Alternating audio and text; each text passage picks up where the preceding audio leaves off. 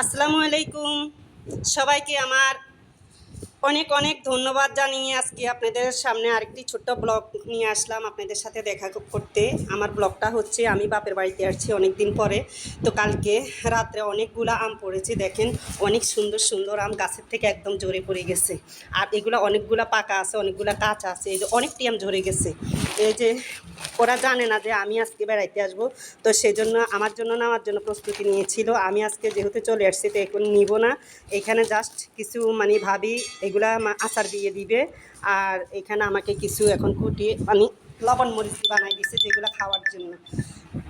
তাই আশা করি এখন আসার পরে আমগুলো দেখে আমার কাছে খুবই ভালো লাগতেছে, কারণ গাছের তাজা আম তো আপনার খুবই সুস্বাদু আম।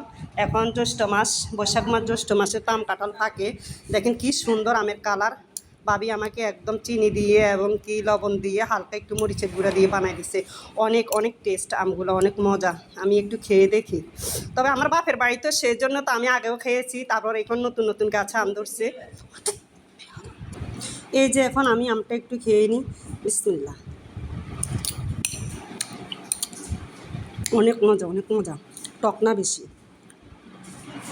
পাকা আমের স্বাদ আলাদা, আর কাঁচা আমের স্বাদ হচ্ছে লবণ মরিচ দিয়ে, পাকা আমের স্বাদ হচ্ছে চিনি দিয়ে।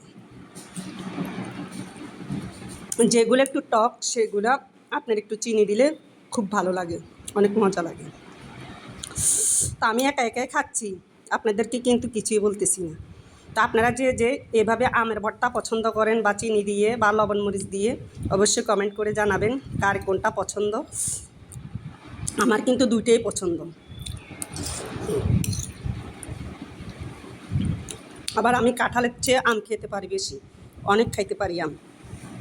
কাঁঠালে তো বেশি খাইতে পারি না।